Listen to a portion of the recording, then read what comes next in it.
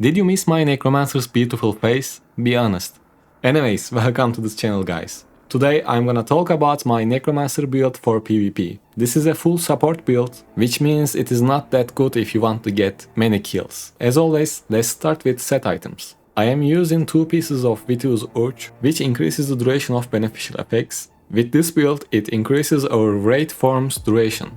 And for the other 4 set pieces, I am using Fisting Baron's Pack. This increases the duration of your abilities that cause loss of control by 30%, which is huge, and increases the damage done from all sources by 20% to enemies suffering under your loss of control effect, which helps your team a lot.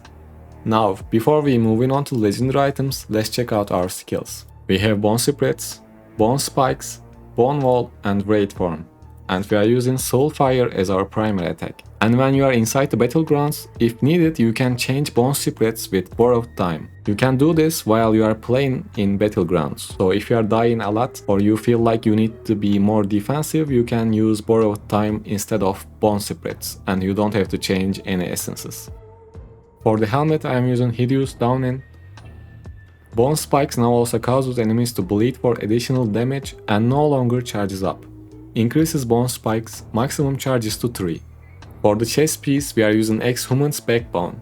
Bone Wall instead summons a pillar of rotting corpses that knocks targets into the air, damaging them and then slows all nearby enemies, which is a well-known essence. For the shoulders, I am using Abnegation. Bone Spikes now also knocks enemies away. For the pants, we have Proximal Fear. Wraith Form now causes enemies you touch to flee in fear and damages them. As you all know, fear counts as a total loss of control, so if you have Chip of the Stone Flesh, this essence will trigger that legendary gem. For the main hand, we have Communal Rip. Bone Spirits has 20% chance to inflict fear on enemies, lasting 2.4 seconds.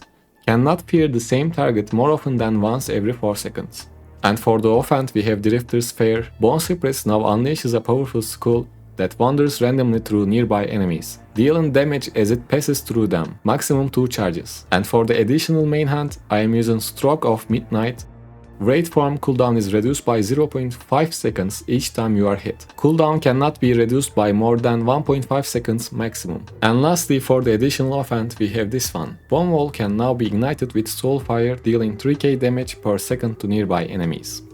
And that's all for this build. If you have any questions, leave them in the comment section, I will try to answer them all. And now I will add a battleground gameplay so you can see how this build works in action. Enjoy that and see you in the next one.